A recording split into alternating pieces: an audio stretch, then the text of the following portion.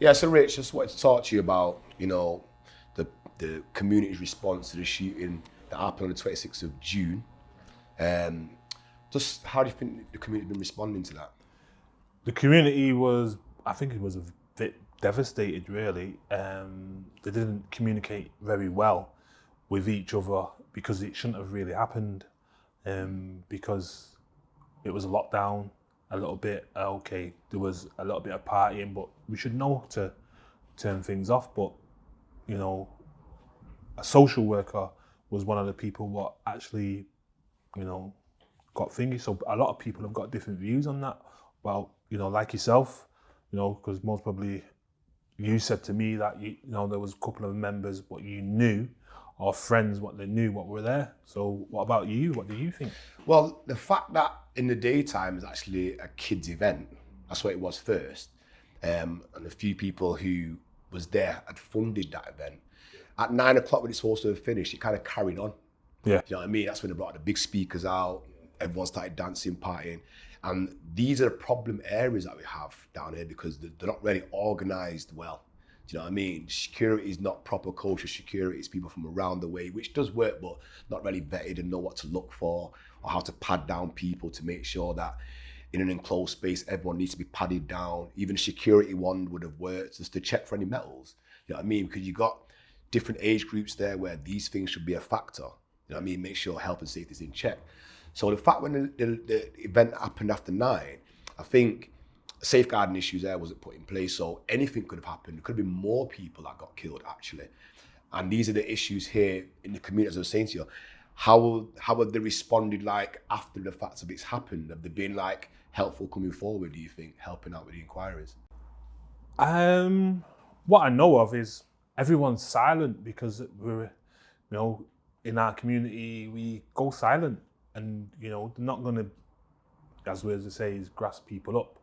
So I don't feel that anyone would say anything because it's just silence, as are always of silence. But, two people have been, as we know, 2 people have gone. So do we want them to speak out and tell people what's going on?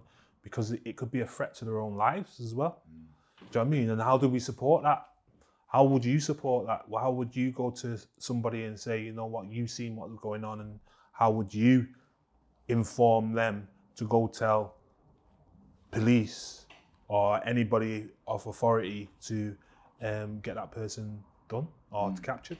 Well, you said before, I knew some people that was there and how did what I felt from the people that was there, some of the elders and some of these new school gang members or whatever now, I think they should have had more of a say on how this thing was organised. That's what I really do think. And I think they should have took into account that there was children still there. When I say children, I mean like under 16s. Yeah. You know what I mean? Under 16. Yeah, they're still there. And because of that fact there, as soon as security would have came on, as I said, the measures should have been implemented straight away to ensure safety of life. And that's not taking place. And these are the kind of things that in the urban communities, they don't really take serious. They don't really take serious. And things like this can happen and will happen again. Do you know what I mean? And you said no one wants to be deemed or termed as a snitch or a grass or whatever now. Yeah, so coming back from teens as a snitch or a grass, you growing up in this community, is these things have happened previously, yeah? And what would you say if somebody did that to you from back in the day? What would you have done? The old narrative was an eye for an eye. You go and deal with this situation yourself. That's what you'd go and do. I mean, in 1993, I was shot. There was a contract put on my head. I was shot. Police had come to my house. But what they actually done, remember correctly, about 3 weeks before, the police actually come to my house. And they told my mum, because they have a duty of care to tell you if they've heard of something, a threat on your life. So they come to my house and they told me that there's been a contract put on my head and I'm going to get shot soon or whatever. And I just brushed it off. I brushed it off because culturally, this is what I expect anyway. Like there's going to be tit for tat things happen anyway. Just you come to tell me, it's pissed me off more to make me want to find out who this person is and blah, blah, blah. But when it did happen, I didn't think to go to the police straight away and report this incident and tell them. I just wanted revenge. Like that, I wanted to heal first and then revenge with no talk of police. What happens as a shot victim, an injured victim? You get paperwork sent to your house where you can fill out a compensation form. Right. Yeah? Now, these compensation forms, they go off if you deserve to get shot or not deserve to get shot. So just filling out this form, you have to help the police with their inquiries, which I wasn't prepared to do. Yeah. So I had to go through that whole paperwork, not answering certain questions because I wasn't helping them. So obviously I got knocked back and get any kind of compensation. Well, that's what I'm saying. So why would you expect the youth of today, if that role's in place, why would you expect them to actually say the narratives of who did it? Because it's not changed. The system, that paperwork has not changed. And why would you expect them to actually say anything if there's a silence as well? They're not going to. This is why the police is always hitting a wall of silence, because the community is not geared to working with the police. Now, this is the shocking thing, because last year, for example, I'll give you an example. You had the carnival running, yeah? So on Clement Road, you have the street party straight after, which are managed the kind of like the same way, where it's just thousands of people, just all out, all hours of the morning, blah, blah, no order or nothing. So when the council came to block off the area of Clement Road and stuff, the Yardies that was there, I say Jamaicans and Yardies because there's a difference for me. I think Jamaicans came here to work and Yardies come here to make money how they want to make money. So what happened is, nobody wanted to talk to the council. They wanted to just, as soon as they put down the boards, they wanted to grab the board and throw it there. Like, you're not putting that there, you're not putting that there. Not letting the council do the job, which is safety. They're trying to give you an area that is safe for you guys to run your party to whatever time. So I says, listen, my dad's got a food stall here. Let me talk to the police. I'm a personal license holder, I can do this. You know, I've had a club in City Centre, I know how to talk to them. It's a simple dialogue. So I got to the chief of police, I said to him who I am, introduced myself, he introduced himself back. So what can I do for you? I said, well, I want to work with you today to make sure that this area is safe for when the event goes on later. Thank you very much. All we want is one voice to work with. And I told him what to do, and I told him the event will be finished at 1 a.m. There'll be no more music after 1 a.m. and we'll be wrapped up here by 3 a.m. Done like that. That's how simple it was, and that's what I've done. So why from the streets have you gone to a system of rule and order? Order, yeah. Because it works well, because you can't beat the system. They're the biggest crew in the city, in the country. The police are the biggest gang. You can't have any bigger gang than them. And they've got the authority, they've got the government behind them. You know what I mean? So when you're trying to go against the grind, it's never going to be successful. What you need to try and do is work the system to your advantage, like what I've done on the day. Because we got to do Saturday night carnival, Sunday night carnival, no problems. Where what they was gonna do is lock the whole thing off. There was even cages, barriers, fences brought there early hours Saturday morning saying they're gonna lock off the whole thing. And everyone was up in arms, but didn't know what to do. So it took somebody from England with an England mindset, because we're English kids here, our parents are from Jamaica. And we thought, you know what you need to do is work with the police, tell them what the issues are, what we might face, and then we'll get a better result. Don't go against them or just lock us off. Yeah. So I thought that's the best thing to do based on that's how it works. You work with the system and not against it. Now, however, if there's a situation where someone's been shot, me personally, when I got shot, I didn't take the route of working with the police. I didn't take that. So all that done set up for me was they don't want to work with me. If anything happens to me, they're not going to be too quick to come to my aid. And this is it. And so you just end up being in a cycle of you and them. Yeah. That's what I say. But do you think every area is the same, or do you think every other ghetto is different? So like London, Birmingham, Leicester, Nottingham, are they all different or are they all the same? A lot of them are behind Manchester. I've lived in Birmingham in 1995, and even when I was down there, I've been in prison a few times down that area. And when I was down in 1995, they was a year behind us. Because we would go into clubs with guns, with bulletproof vests on, go into the club, getting upset when the doorman don't want to let us in. This is how dumb we were. Like, why not letting us in? It's like, obviously, look how you goddamn look. You know what I mean? And obviously, things happened with these clubs now and their doormen. Gang members from down here shot doormen from down in Birmingham and Wolverhampton at clubs. This happened in 95. But it's just the mentality of Manchester. It was Gunchester. It used to be Dean. It used to be named that. So we kind of formed. We had gangs in the city, but when we went out of town, we was together as one like that. And these other cities, when we landed on them, seeing how we was going on, and thought, right, this is what you do. This is how you get the respect. This is how the doormen clear out the way. This is how you got girls in the corner because there are all these gun totals and all that kind of stuff. So they just followed what we done. but remodeled it and made it a lot more serious and worse. They didn't know that we've been doing it for years, building this up together. You know what I mean? Where they just took it on board, like, right, okay. They met it at the point of guns and vests straight away. Where, as we were talking with Wayne before, it used to be knives and stuff and clubs and stuff, like, you know, it built up where they just met us in their area with the guns straight away. And I just think with that mindset, they're never gonna change because they think that that's what mindset we've always had. We went in with the gun straight away, and that's what you do. You don't deal with the police. Now, what I can say is, you can say don't deal with the police, but once you're sat in an interview room and the policeman says to you, okay, so no one else has been arrested, just you, and you're looking at 20 years, that's when, if something doesn't fall out between your legs now, that's when you really feel what's being put to you now, and you have to take it seriously. You have to say to yourself, right, is it worth me now keeping my mouth shut and going to jail for 20 years? Or should I kind of explain what happened? Yeah? Now, if I'm going to open that up, I'll open it up and say, here's where we fail. We get locked up, we go no comment straight away. So we don't have an inch to move anywhere. We're not told them anything what's happened. All what you've got now is a prosecution carrying the whole case. When if we open up and said, right, here's what happened. Yeah, this is what happened straight up. I'm here anyway, been charged, here's what's happened, bam. Maybe they'll get a picture of our mindset and think, right, this is how these people think. So it makes sense to them to commit this crime and violence, yeah, because it's cultural.